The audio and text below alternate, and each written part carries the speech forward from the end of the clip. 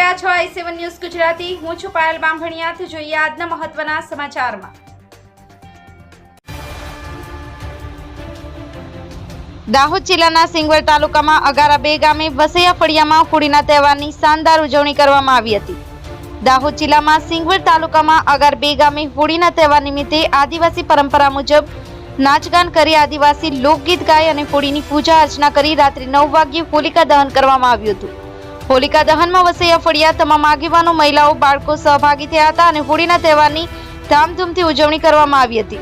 નિલેશ વસૈયા સાથે કેમેરામેન કિરણ Patel, i7 news Gujarati, Ramesh સત્યની સાથે। લાઈક કરો, શેર કરો, સબસ્ક્રાઇબ કરો i7 ન્યૂઝ ગુજરાતી।